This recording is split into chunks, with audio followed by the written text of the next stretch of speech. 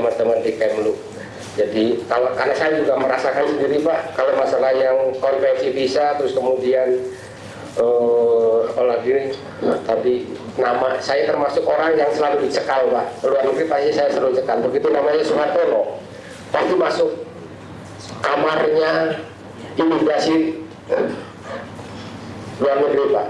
Mungkin Pak Kabadan ingat namanya Hartono gitu kan perdagangannya.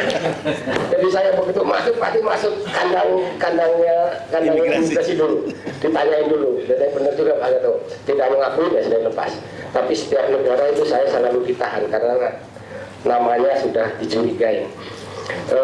Mas Mako saya juga ini agak riskan yang kita selalu minta pertimbangan ketika negara penempatan itu menggunakan konvensi visa, itu yang menjadi perhatian kita Pak. Pasti itu sebagai pintu masuk kita, nanti yang akan kemana-mana kita yang akan repot juga nih. Pasti yang akan repot. Makanya kita dengan UEA kita paksakan, kita nggak mau terus masuknya Pak Yuda. Saya tiap hari sehari 3 kali makan kayak makan obat ditunggu sama Pak Dubes. Tapi kalau Pak Yuda belum oke ya saya masih kekeh. Karena kita itu sebagai begitu masuk ke UEA udah kemana-mana. Termasuk yang Mako ini juga seperti itu. Semoga ini dan bagaimana mensiasati mungkin ya kembalikan mungkin saya bagaimana caranya masalah perlindungan PMI ini ditangani misalnya dengan yang negara-negara konvensi visa ini. Mungkin saya nggak tahu solusinya seperti apa nih, karena yang tahu persis Pak Yuda dan teman-teman. Itu Pak yang berkaitan dengan 2 masalah, berkaitan dengan overcharging. Kalau saya itu tegasin aja Pak, kalau saya kan kalau dibakar kan termasuk buka keran 2 keran ya Pak. Yang teka-teki itu kan 2 keran. Kalau sangat disusah ya sudah kerannya sendiri tutup. Misalnya TK-nya tutup ya udah, kalau nggak bisa gitu tutup aja deh. Saya kemarin dengan teman-teman sama teman PB2, apa kita Taiwan tutup aja. Kalau itu Pak, hanya saya tanyakan dengan Pak Dirjennya Taiwan. Oke, saya minta data berapa orang di berapa PT yang melakukan itu. Karena ini sudah nggak pasar bebas kan Pak Kabadan. Jadi kita begitu masuk pasar bebas, ya sudah, pemerintah kita tentukan 1 bulan gaji. Ya sudah, sana mulai dari masuk ada orang mengambil uang. Begitu pasar cari pasarnya sudah mengambil uang. Hampir ke HRD-nya ngambil uang. Terus kemudian di kita juga ngambil uang juga. Ini kan kayak akhirnya setiap P3MI tidak punya standar berapa ke Taiwan, berapa ke Hong Kong, beda-beda. Ada yang 60, ada yang 70. Inilah yang kemudian saya bilang dengan saya minta datanya, oke kita tukeran data, oke P3MI dari kita berapa, PT-nya A misalnya di sana kerjasama dengan PT B, oke harganya berapa? Ya sudah, kalau kita misalnya enggak, ya kita kasih peringatan aja Pak. Ini kan kasihan juga P3MI kalau saya minta untuk tapi Taiwan saya minta sama juga, jangan terus yang melakukan karena ini di sini deh ya. Habis katakan udah 40 atau katakanlah udah 30 Pak, belum. Pemerintah menentukan saya sama-sama ini pasar bebas katakanlah. Tapi saya minta oke, agent yang di Taiwan ini saya tidak minta kita bersurat ke sana Pak.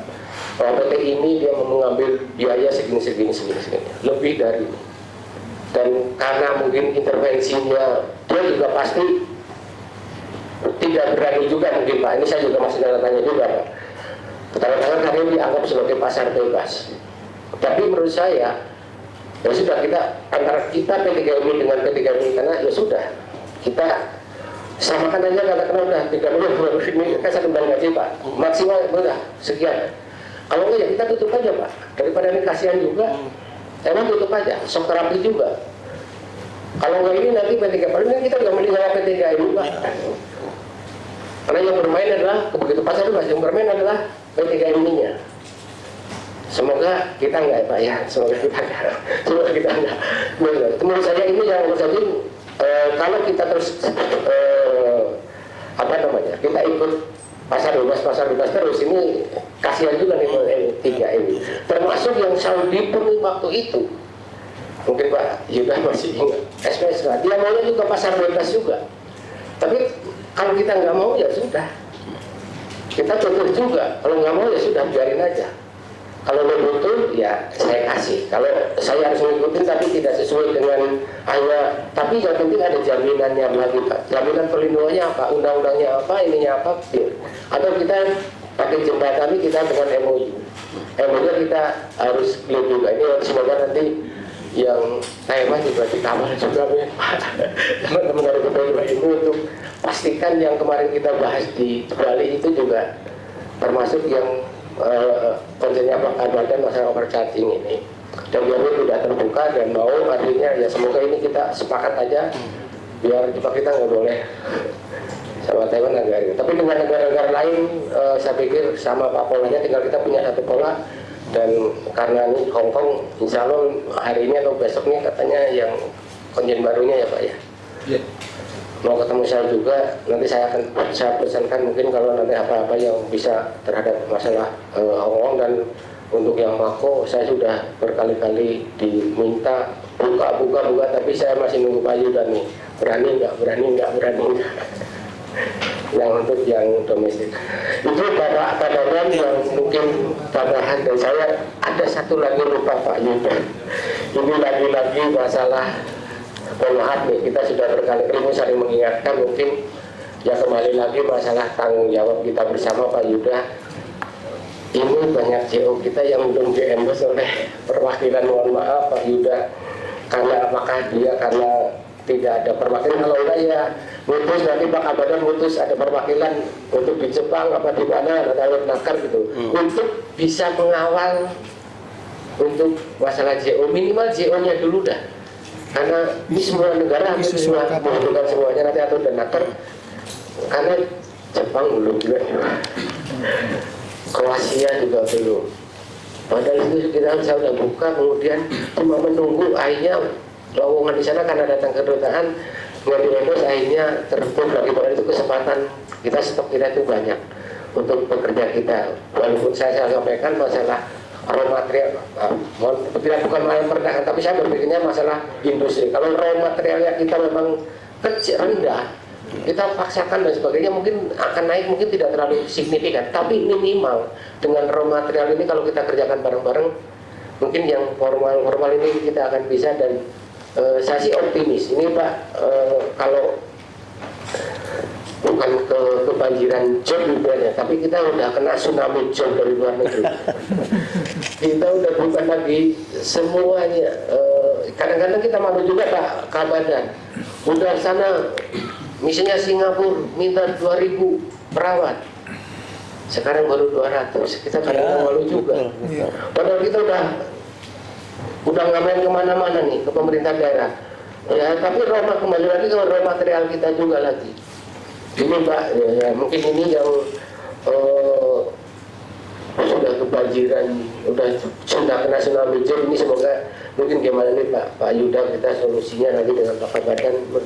Saya ini kalau kita biarkan sebulan 2 bulan, akhirnya 1 tahun juga kita ketinggalan juga. Ya sudah, misalnya Jepang udah, misalnya sana nggak sanggup, udah kita sepakat, udah ada perwakilan dari nakar atau dari BWP untuk ikut menangani masalah itu. Kembali kalau masalah DM, masalah kewenangan dan sebagainya menurut saya ini yang kalau saya pragmatis saja sih Pak. Ya inilah yang menurut saya jelas kok, regulasinya sudah jelas ya, undang-undangnya jelas, walaupun memang ke bawahnya masih banyak kebijakannya Titin, kebijakannya kabupaten, kan gak enak juga nama-nama kalau setiap hari itu kan gak enak juga. Tapi prinsipnya menurut saya kalau ini kita sepakat, yang penting kita sepakat BPDWMI, Naker, Kemlu sama imigrasi, clear Pak, saya pikir ini clear. Yang menurut saya termasuk hiruk pikuknya ya, termasuk mungkin itu Pak yang hiruk pikuknya BPJS, saya tidak perlu sampaikan lagi karena saya dengan teman-teman tahu persis yang mungkin ini agak intervensinya, saya juga akan berkali-kali bodoh amat, saya pikir udah jadinya seperti itu pokoknya. Mungkin BPJS ini yang karena tadi Pak Abdul sampaikan, karena BPJS ada BP2 ini ya, ada sama-sama BP mungkin saudara nih. Jadi mungkin produknya BPJS, produknya BP2 ini yang mungkin masih seperti itu. Tapi prinsipnya karena orang luar masyarakat tahunya adalah pemerintah adalah kita Pak. Jadi mungkin kita yang harus apa namanya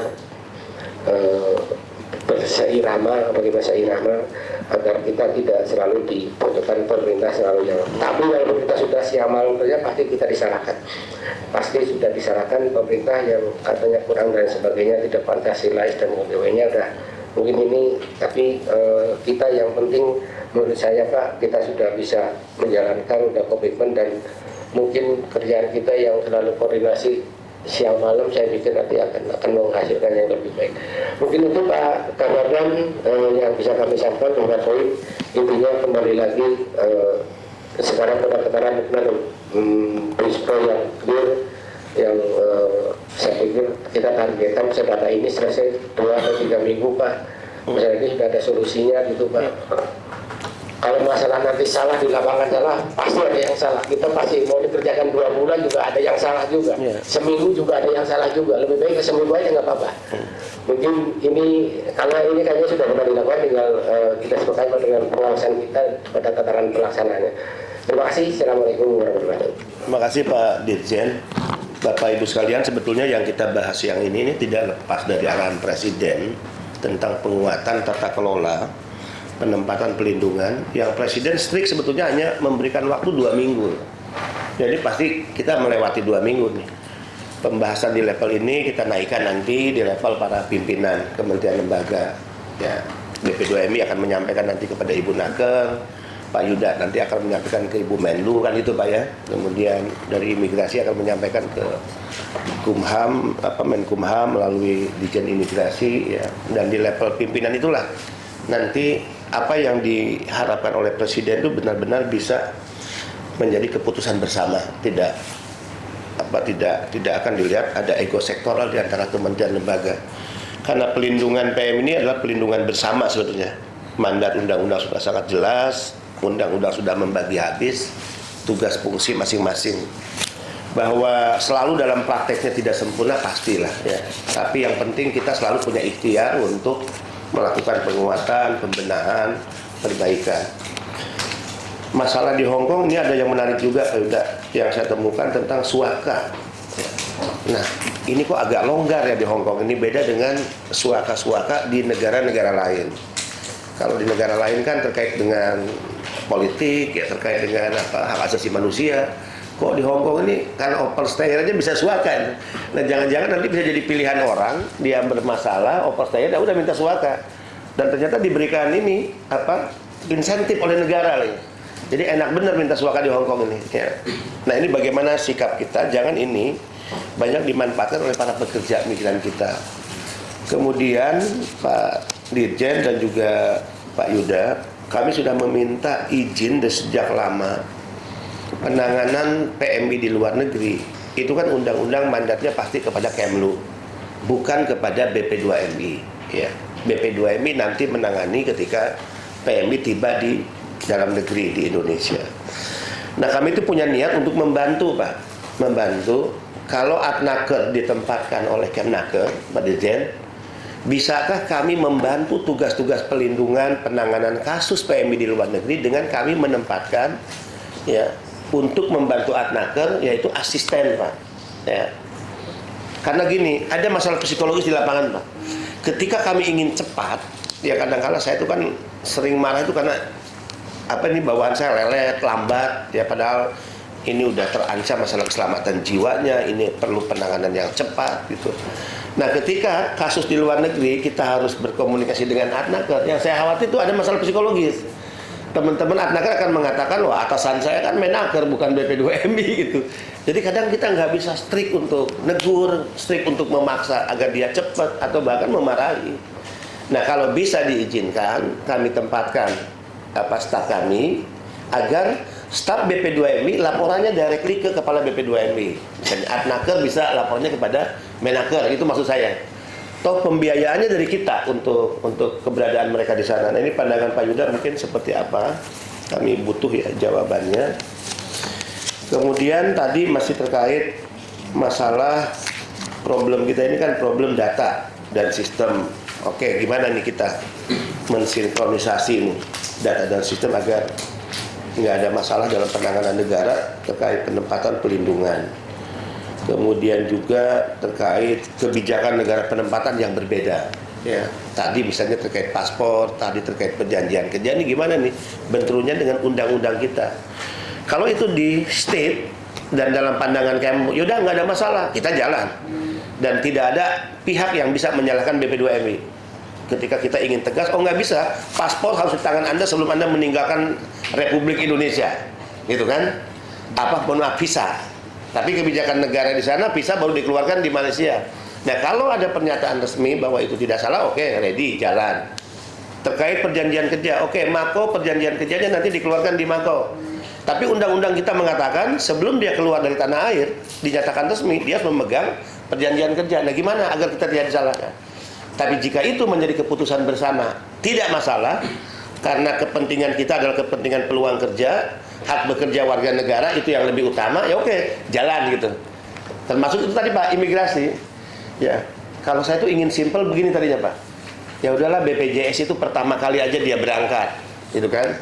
Toh ketika dia sudah bekerja, mereka dapat jaminan juga di sana Pak, asuransi juga. Ngapain lagi untuk renew ada BPJS? Renew BPJS kalau saya. Nah sehingga itu tadi kan ada pencegahan karena ada satu dokumen yang belum lengkap. Padahal dia statusnya cuti. Kalau misalnya itu disepakati bahwa tidak diberlakukan lagi BPJS gitu ya. Tapi kalau itu udah perintah undang-undang, terus gimana BPJS? Peningkatan pelayanannya, kantornya nggak ada di luar negeri. Dekat imigrasi, counternya tidak ada di bandara. Gagal ini Pak, berangkat Pak korbannya. Dalam catatan saya udah 63 orang gagal berangkat dan tiketnya hangus. Yang akan jadi tertuduh siapa? Imigrasi, karena mencegah. Padahal imigrasi harus memastikan dokumen. Yang tertuduh adalah BP2MI karena isu EKTKLN, padahal EKTKLN bukan syarat. Jadi 63 ya, 63 orang gagal berangkat dengan tiket rata-rata 5 juta, itu udah berapa Pak? Dan tidak ada negara yang mengembalikan itu. Jadi negara atas alasan ya, dokumen persyaratan akhirnya mencegah seseorang untuk terbang karena alasan cuti dan tidak ada upaya pergantian uang tiket yang mereka sudah keluarkan. Ini mengerikan menurut saya dan kita bisa dituduh dolim lah oleh para pekerja migran Indonesia. Saya persilakan kepada teman-teman jika ingin memberikan masukan ya. Pak Yana dari sisi data mungkin ya. Nah terkait ini Pak Yana benar Pak job order Pak. Di data kami itu ada perusahaan yang 1 tahun dia dapat job order misalnya 300, yang dia tempatin hanya 10. Ada Pak datanya. Wah ini ngeri ya. Jadi dia gagah-gagahan aja di sistem 300 dia dapat job order dari negara apa. Padahal yang ditempatin hanya 10. Nah pertanyaan kita yang 200 sekian ini kemana itu? Jangan-jangan ditempatkan secara ilegal gitu Pak. Pak mungkin Ya. masalahnya gini, itulah yang kayak Korea, ada beberapa negara. Jadi perusahaan sana di sana dikasihkannya misalnya ke saya, karena dia punya 200, kasihkan ke saya 200, kasihkan ke Pak Kabadan 200. Masuk lagi dalam sistem. Ya. Dan mungkin itu kita di sistem kita harus tracking, kita tracking. Misalnya dari Korea, dari agent mana nih 200. Kok ada ke saya 200, ke Pak Kabadan ada 200, ke Pak Yudan juga 200, jadi ada 600. Karena di sini ada 200. Iya. Tapi tidak semua, tapi ada kasusnya seperti ini. Ya. Mungkin di verifikasinya nanti kepada kita verifikasi untuk dia mengalami dari negara penempatan sampai di Ya, kita ini. betul. Mungkin kita malu juga masalahnya sudah 200 cuma 10, Iya, betul. 20. Ya. Pak Yana gimana coba? Ya kita kasih kesempatan Pak Yana dari sisi data.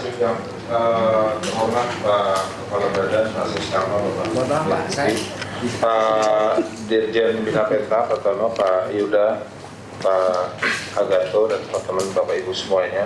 Pak Kepala Badan, izin saya merimain hasil pertemuan atas audit kinerja BPK terhadap BP2MI, Kemenaker, Kemenlu, dan Imigrasi yang pada saat itu hasilnya sudah dibuatkan dalam bentuk hasil pembahasan bersama antara Kemenlu, Kemenaker, BP2MI, dan Dirjen Imigrasi Kemenkumham, yang mana ini bisa kita jadikan pedoman dalam pelaksanaan pekerjaan Pak Kepala Badan. Namun sebelum menyampaikan ini, saya izin menjelaskan bahwa sistem di Siap Kerja dan sistem di Sisco P2MI ini sudah berjalan. Nah, ini tinggal Pak Yuda nanti secara teknis di level bawah kami sudah koordinasi dengan timnya Pak Yuda. Tinggal membuka saja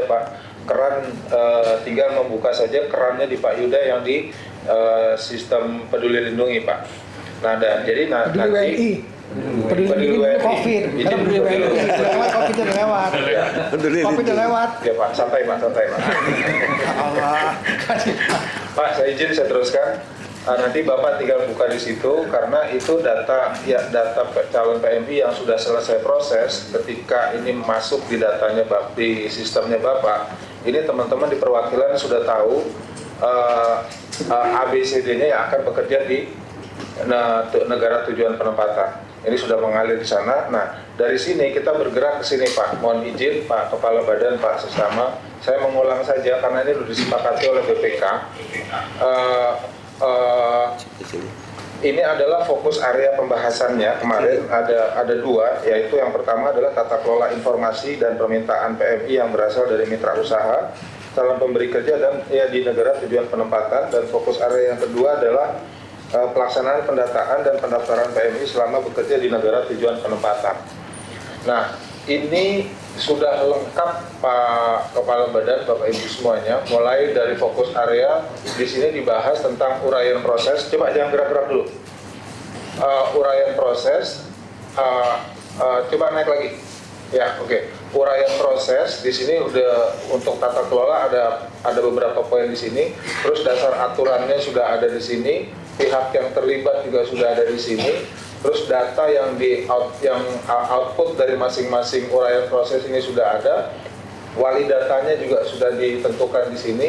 Produsen datanya siapa, pengguna datanya siapa, dan aplikasi yang digunakan ini sudah dijelaskan di sini juga, dan bagaimana bentuk integrasi dengan portal Peduli WNI. Di sini sudah jelas di sini.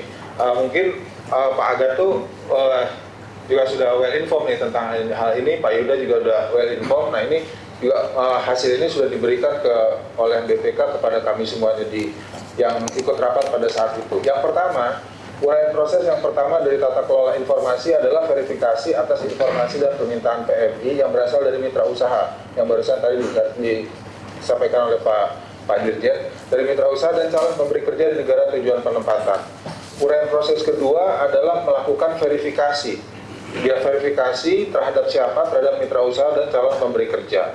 Yang ketiga, penetapan pemberi kerja dan mitra usaha yang bermasalah dalam daftar pemberi kerja dan mitra usaha bermasalah. Di sini dasar aturannya sudah jelas. Di sini ada untuk yang uraian proses pertama, pihak yang terlibat adalah perwakilan RI dan mitra usaha. Nah, data yang dikeluarkan adalah informasi dan permintaan PMI yang telah diverifikasi, job order dan bukti dukung. Siapa wali datanya adalah Kementerian Luar Negeri. Siapa produsen datanya? Kementerian Luar Negeri. Pengguna datanya siapa? BP2MI dan Kemnaker. Aplikasi yang digunakan adalah portal Peduli WNI. Bentuk integrasinya seperti apa? Perwakilan RI menggunakan portal Peduli WNI, mengirimkan data JO ke Sisco P2MI dan Siap Kerja. Begitu seterusnya Pak Kepala Badan. Nanti kalau saya dibacakan ini terlalu panjang Pak, nanti saya akan forward aja Pak hasil ini ke peserta rapat. Oke, yang terakhir tuh, saya izin sebentar. Ya, Pak. Ya, perwakilan RI menggunakan apa tuh? Mengirimkan tadi, menggunakan portal. Oke. Mengirimkan JO kan. Ya. Jadi misalnya JO-nya 1000, katakan. Ya. Berarti nggak mungkin double dong, karena dikirim ke Naker juga 1000, kirim kita angkanya nggak berubah. Ya. Nah, prosesnya di pelaksanaan kan ini di Sisco kita ada 1000, ya. tapi si perusahaan itu nempatin hanya 100 gitu. Ya. Nah, gimana nih yang 900 ini? Jangan-jangan karena nama-namanya sudah ada, ya, SIP 2 MP-nya udah keluar, dia ditempatkan secara tidak resmi. Ini problem kita nih, banyak perusahaan yang seperti itu. Ya. Ya. Nah, ini Pak, ketika nanti terjadi penempatan yang yang kurang seperti itu, ini bisa menjadi bahan evaluasi dari teman-teman di perwakilan Pak. Oke. Kenapa ini kok dikasih JO 1000, penempatannya sampai akhir tahun misalnya nggak sampai 1000, cuma 100 gitu, 100 aja. Nah, ini akan menjadi evaluasi Pak. Sekali lagi Pak, di tahapan kedua dan ketiga dari uraian proses yang fokus area ini Pak. Yeah. Jadi nanti teman-teman di perwakilan dia bisa menetapkan pemberi kerja dan mitra usaha yang bermasalah. Karena memang dia tidak menghargai atau melaksanakan JO yang sudah di-endorse oleh perwakilan. Nah, begitupun nanti Pak di BP2MI, JO ini kan untuk dasar rekrut ini akan dikeluarkan SIP2MI. Nah, SIP2MI juga ini kan berarti kan nanti teman-teman P3MI akan melaksanakan atas JO tersebut. Nah, kita juga akan melakukan evaluasi, Pak. Para deputi nanti akan melakukan evaluasi terhadap apa yang sudah ditandatangani dalam bentuk SIP2MI. Seperti itu, Pak. Datanya semuanya nanti akan mengalir mulai dari siap kerja di Kementerian Ketenagakerjaan yang Pak Tono, mengalir masuk di Sisko P2MI, masuk juga di di sistemnya di Kementerian Luar Negeri. Nah, ini sudah dipetani Pak pada saat itu sama BPK sampai selesai Pak.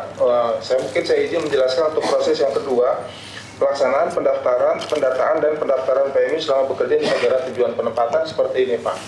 Jadi ada 9 uraian proses di sini yang izin saya bacakan. Yang pertama adalah penempatan PMI oleh P3MI sesuai dengan jabatan dan jenis pekerjaan sesuai dengan yang tercantum dalam perjanjian kerja. Proses kedua adalah laporan keberangkatan PMI ke perwakilan RI. Uraian proses yang ketiga, laporan kedatangan PMI ke perwakilan RI. Uraian proses yang keempat, perpanjangan waktu perjanjian kerja. Uraian proses kelima adalah laporan keberadaan atau lapor diri. Yang keenam adalah informasi PMI yang cuti untuk pulang ke Indonesia. Yang ketujuh, pendataan terkait penyelesaian permasalahan PMI. Yang kedelapan, laporan data kepulangan PMI. Yang terakhir adalah verifikasi atas laporan kepulangan PMI. Jadi sequence-nya ini sudah dibahas Pak, tinggal nanti mungkin secara sistem ini sudah bisa kita menjadikan sebagai flowchart-nya. Nanti semua sistem yang akan terintegrasi di sini sudah bisa bekerja. Demikian Kepala Badan, terima kasih. Oke, satu hal Pak Yana, ini sering dikeluhkan oleh teman-teman, kita sampaikan ke Pak Yuda dan Pak Dirjen. Mereka yang renew dengan tidak kembali ke Indonesia tapi memperpanjang kontrak di luar negeri. Nah, bagaimana itu bisa diketahui dalam sistem kita? Kita banyak kehilangan jejak. Nah, artinya renew itu kan pasti lewat perwakilan juga Pak ya. Nah, bagaimana mengintegrasikan data mereka yang renew per 2 tahun, katakan kalau Hong Kong per 2 tahun, itu langsung terintegrasi ke sistem kita agar kita tidak kehilangan jejak. Itu mungkin ya tambahannya.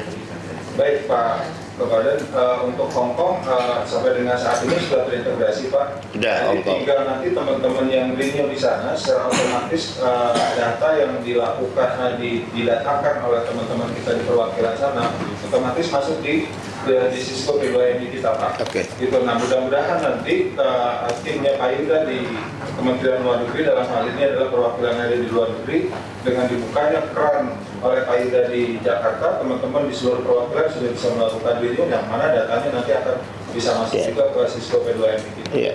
Hong Kong sudah aman, tapi negara lain masih belum kan? Sebagai laporan supaya Pak Yuda bisa ini dapat informasi. Taiwan sudah Pak. Taiwan sudah, Mungkin silakan Pak Dirjen. Itu yang kemarin saya minta yang dengan karena tidak semua P3MI yang perpanjangan itu melapor ke perwakilan. Nah, sehingga ketika dia tetapi oleh Menteri Ketenagakerjaan negara penempatan pasti dia datang ke sana dan itu di-endorse oleh Nah, itulah yang kemarin saya minta, saya menitipkan, bisa nggak saya menitipkan sistem saya di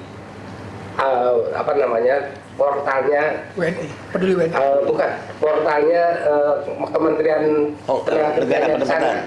Biar nanti dia mengisi, dia kan pasti nggak mau integrasi dengan kita, biasanya nggak mau.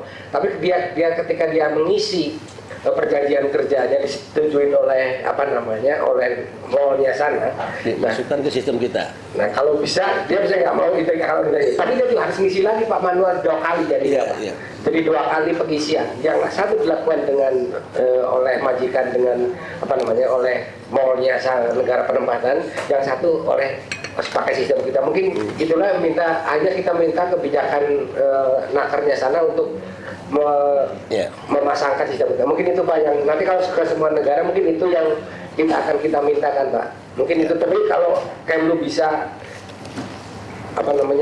lobby untuk integrasi, Ya, alhamdulillah. ya. Silakan Pak Yuda. Terima kasih Pak Kepala, Bapak Ibu sekalian. Jadi tentu menjadi komitmen kita bersama Pak untuk bisa memberikan pelindungan yang komprehensif sesuai dengan Undang-Undang 18. Pelindungan bukan hanya terjadi di luar negeri, ya, namun sudah harus dimulai sejak sebelum berangkat. Jadi sebelum, selama, dan sesudah.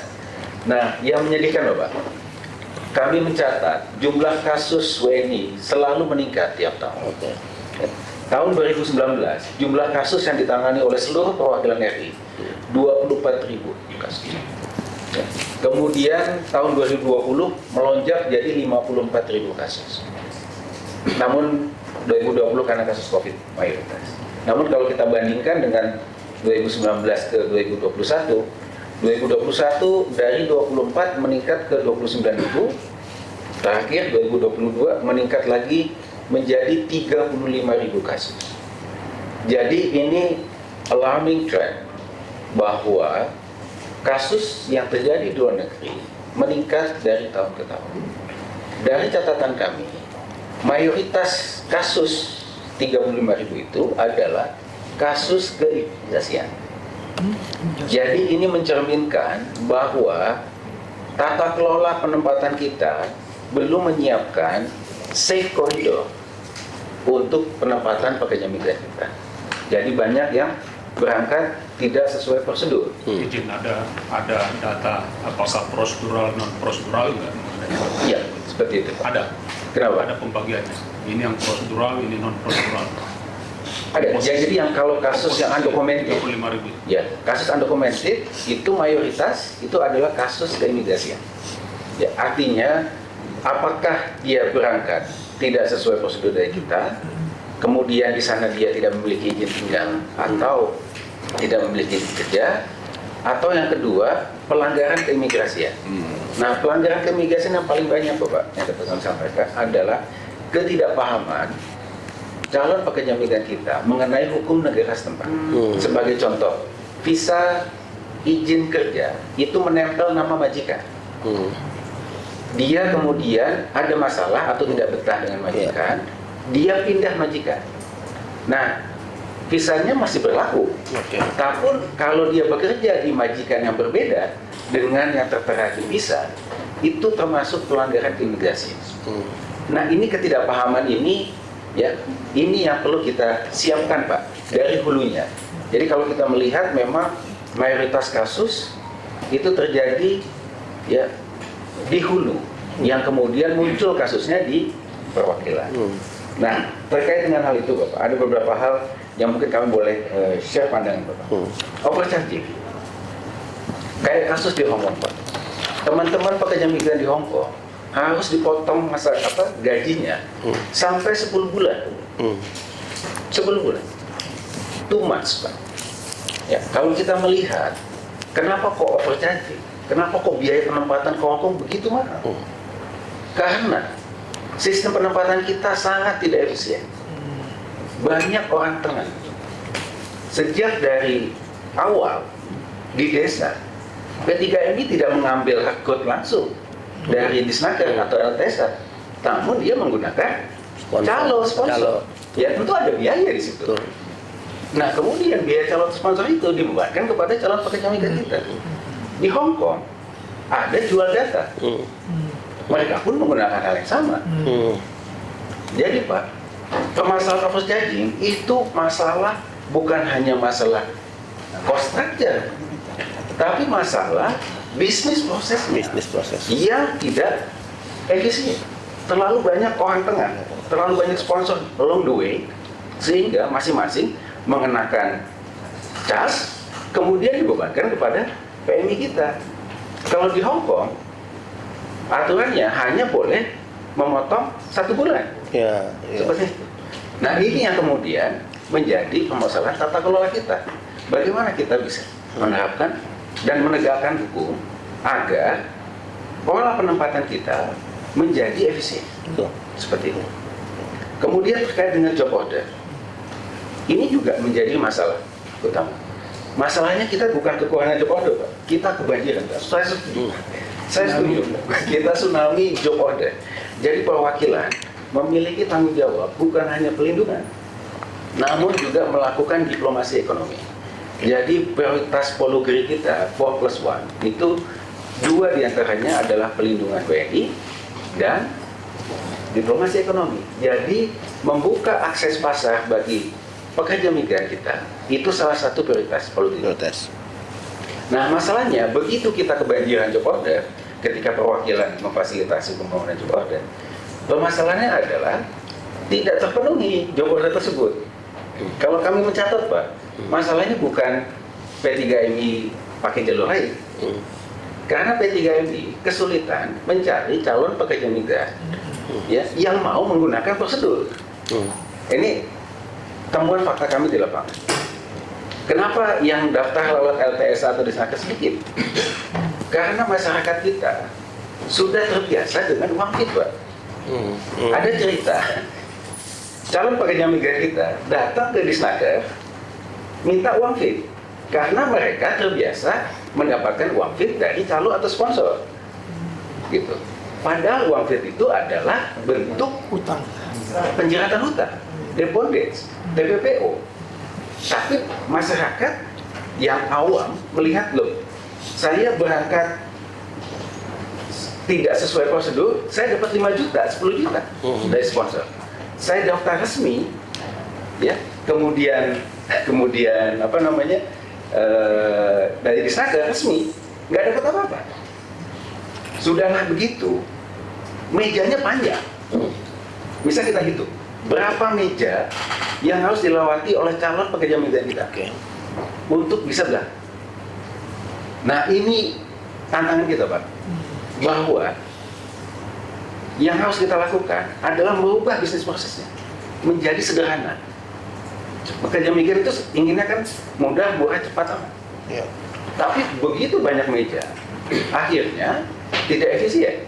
Harusnya yang sudah terbukti berhasil kan OSS kan, Pak? Single window. Harusnya ya kalau menurut kami ya lebih baik bukan LTS tapi LTSP, satu pintu. Karena apalah artinya kita bikin LTSA dalam satu rumah gitu ya, satu tempat, tapi mejanya tetap sama. Yang harus kita ubah adalah bisnis prosesnya sehingga lebih sederhana. Nah, kemudian terkait dengan integrasi data. Wah, ini memang cita-cita kami sejak dulu, Pak Dirjen, bahwa betapa indahnya kita kalau semua sistem kementerian lembaga sudah terintegrasi satu gitu. Artinya satu sistem, ya, saling berkomunikasi. Sebagai catatan, Pak, Bank Dunia mencatat 9 juta pekerja migran kita di luar negeri. Perkiraan, itu laporan Bank Dunia tahun 2017. Ada sekitar 9 juta pekerja migran yang tercatat di sistem lapor diri di portal Peduli WNI kami hingga saat ini hanya 2,2 juta. Padahal baik undang-undang lapor diri sesuai dengan Undang-Undang 23 tahun 2006 mengenai admin hidup, lapor diri menjadi kewajiban setiap WNI yang tinggal menetap di atas 1 tahun. Dan ada sanksi administratif. Namun yang kita ingin kedepankan bukan penegakan hukumnya, namun kemudahan. Lewat portal Peduli itulah kemudian lapor dirinya bisa dilakukan secara mudah. Namun kita harus paham, kita harus akui, Pak, bahwa memang saat ini meskipun sudah kita mudahkan, kesadaran lapor diri itu masih minimal. Masyarakat kita cenderung lapor ketika ada masalah. Ini sebagai contoh, pada saat kami evakuasi WNI di Wuhan, 273 sudah kita evakuasi berdasarkan catatan lapor diri. Ternyata begitu pesawatnya sudah landing, kita kirim pesawat evakuasi, landing di Indonesia, ada 3 PMI yang ketinggalan, nggak keangkut. Simply karena tidak lapor. Seperti itu.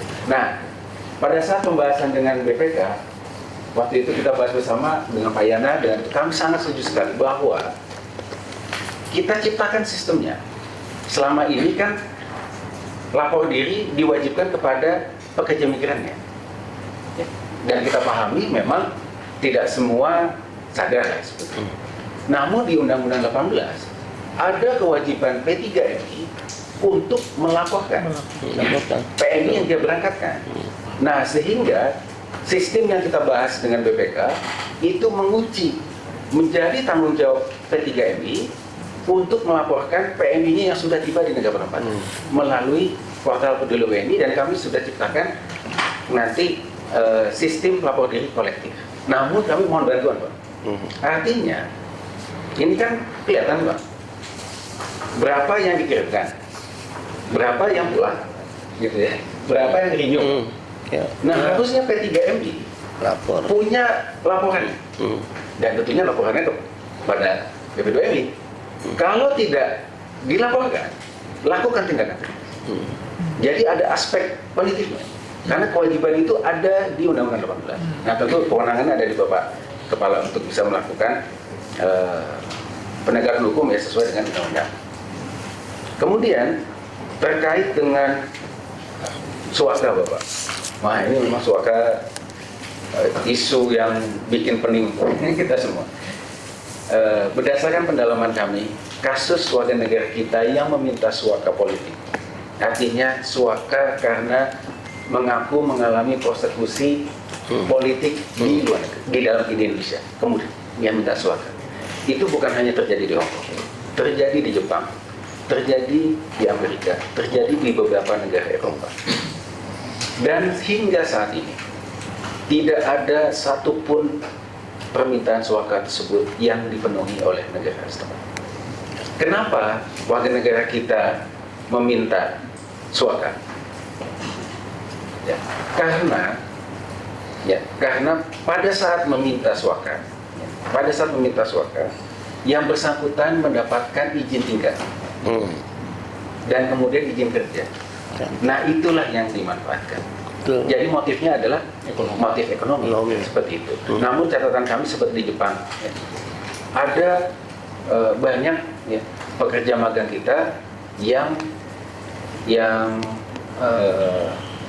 mengajukan suaka politik karena sudah selesai kontrak kerja, dia masih ingin bekerja, dia mengajukan suaka. Kan dia paham bahwa ketika mengajukan suaka, proses verifikasinya akan memakan waktu beberapa tahun. Dia bisa tinggal di sini. Nah, dia bisa tinggal selama menunggu masa verifikasi, bisa tinggal dan kemudian mendapatkan tambahan tabungan karena bekerjanya lebih panjang. Nah, ini memang kesadaran yang perlu nanti kita sampaikan kepada WNI bahwa kita carikan upaya yang legal. Artinya tidak memaksakan diri mengajukan suaka. Karena mengajukan suaka ini kan berarti somehow istilahnya kita menjelek-jelekan bangsa sendiri seperti itu, karena dia mengaku mendapatkan persekusi politik. Gitu. Nah, kemudian terkait dengan visa dengan rujukan, Bapak. Jadi ini kan kasus yang dulu mencuat di NTB, Pak. Betul. Sudah kami konfirmasi, Bapak, bahwa itu sesuai dengan undang-undang. Karena yang diatur undang-undang kan visa kerja. Nah, namun dalam proses penempatan pekerja migran kita ke Malaysia, aturan keimigrasian Malaysia adalah dengan menerbitkan single entry visa di kedutaan Malaysia. Jadi beda dengan bebas visa, Pak. Kalau bebas visa tidak ada stiker visanya. Bebas visanya itu adalah kalau kita menggunakan visa, bebas visa sesama negara ASEAN, itu tidak pakai stiker visa, dia langsung masuk cap 30 hari. Namun yang dilakukan, ini sesuai dengan kewenangan kebijakan dari imigrasi Malaysia bahwa untuk berangkat bekerja ke Malaysia, kedutaan Malaysia mengeluarkan single entry visa. Sampai di sana dilakukan medical check up, memang dan teman-teman BP2 pasti sangat paham. Kemudian baru diterbitkan visa kerjanya. Namun single entry visa itu adalah proses untuk pemberian visa kerja. Dan itu adalah kewenangan imigrasi Malaysia tentunya. Yang itu harus kita kita ikuti, dan waktu itu sudah dijelaskan oleh Pak Dubes Remor di DPR waktu itu Bapak. Jadi Bapak itu sudah sesuai dengan kebijakan kita. Kemudian terkait dengan data ganda, kembali Pak. Dengan data ganda, memang ini perlu kita cermati kembali. Laporan terakhir dari KJR Hong Kong tahun lalu ada 200 kasus warga negara kita yang mengalami masalah di hukum Hong Kong, ya, karena perbedaan data tersebut. Tahun ini ada 2 kakak beradik, ya, mengalami masalah di Hong Kong. Bapak mungkin paham? Iya. Mbak siapa namanya? Mbak Yuni. Bukan, 2 orang itu. 2 orang itu kakak beradik Pak. Dia masuk ke Hong Kong menggunakan data kakaknya. Masuk ke Hong Kong, ya, bekerja di Hong Kong, ya. Kemudian kakaknya yang asli juga ikut bekerja di Hong Kong dengan menggunakan data asli kakaknya. Nah, begitu sampai di Hong Kong, pemerintah Hong Kong bisa tahu loh, ini 2 orang yang berbeda menggunakan satu data yang sama. Akhirnya dua-duanya ini proses hukum di Hong Kong seperti itu. Ini memang rumit ya gitu, rumit ini. Nah, inilah yang terjadi di lapangan. Nah, oleh karena itu tentu menjadi tanggung jawab kita semua, ya, untuk bisa menyelesaikan, ya, kasus-kasus data ganda ini sejak dari hulunya, sehingga berbagai macam kasus sampai 200 tahun lalu tercatat di KBRI Hong Kong itu bisa kita cegah seperti itu. Mungkin itu yang dapat kami tambahkan. Terima kasih.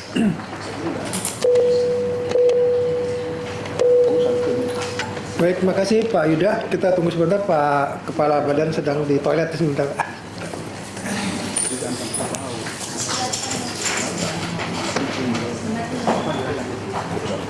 Akses izin Pak. Akses izin Pak. Oh ya, silakan Pak Yana, ya, ada yang bertambahkan. Mungkin saya ke Pak Agato Pak. Pak Agato,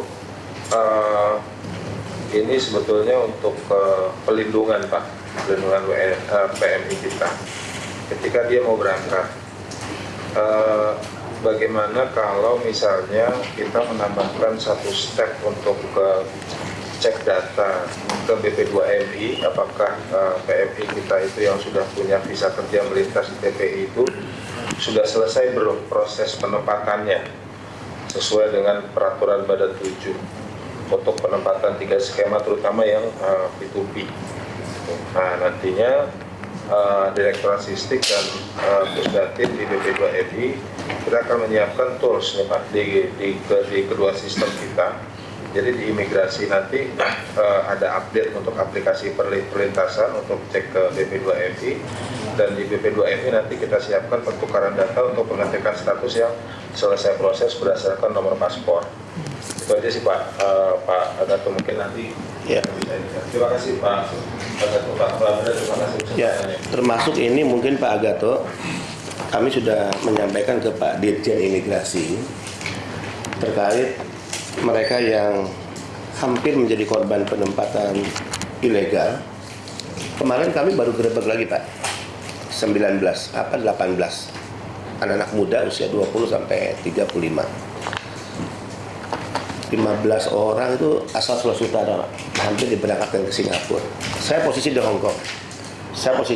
Dikabari terkait ada penampungan ilegal. Saya perintahkan Pak Brigjen Dayan Pelindungan melakukan penggerebekan dan berhasil.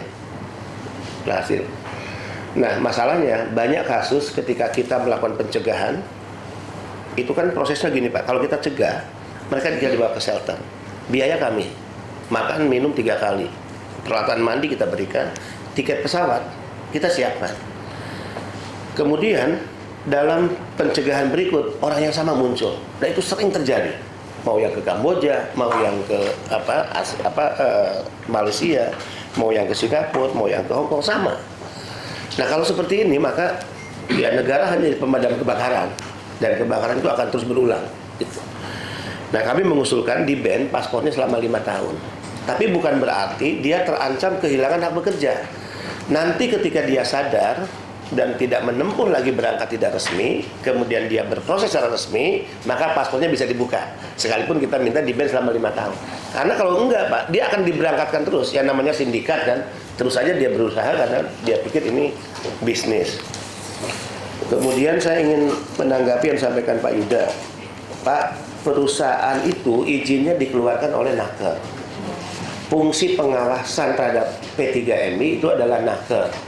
Sehingga keinginan kami adalah P3MI atau perusahaan yang dianggap nakal, yang dianggap brengsek, yang dianggap terlibat dalam kejahatan overcharging,